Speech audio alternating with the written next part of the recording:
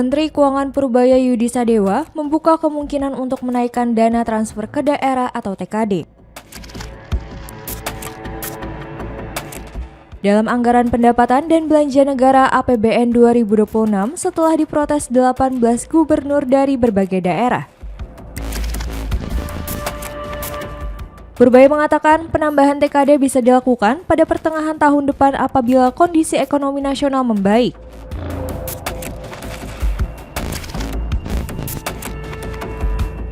Ia menambahkan, kenaikan anggaran akan dipertimbangkan jika daerah menunjukkan penyerapan anggaran yang baik, tepat waktu, dan bebas kebocoran.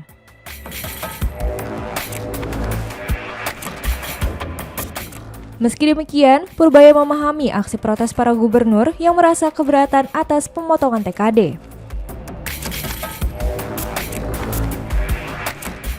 Itu kan kita lakukan karena ada keterbatasan di sisi fiskal. Tapi ke depan ketika ekonomi sudah berbalik, ketika pendapatan saya dari pajak dan kegiatan yang meningkat, menjelang pertengahan akhir triwulan pertama tahun depan, pertengahan triwulan kedua tahun 2026, saya akan evaluasi pendapatan saya seperti apa. Nanti kalau perkiraannya lebih, saya akan balikan lagi ke daerah.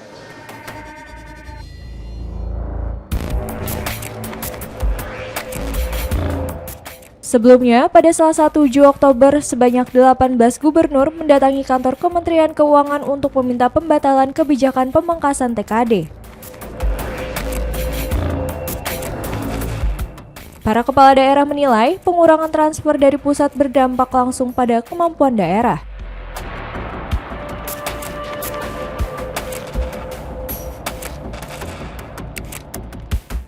Terutama dalam pembangunan serta membayar gaji aparatur sipil negara atau ASN.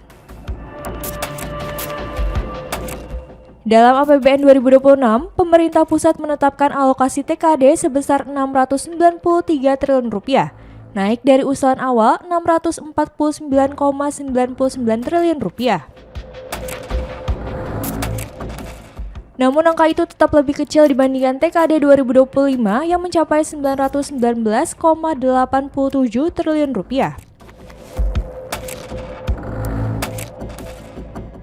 Untuk menutup kekurangan dana, sejumlah pemerintah daerah mulai mencari alternatif pendapatan.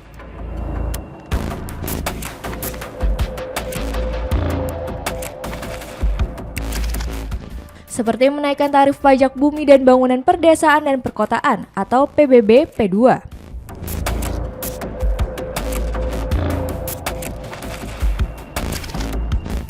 Namun, kebijakan tersebut memicu penolakan warga di sejumlah wilayah, termasuk di Kabupaten Pati, Jawa Tengah.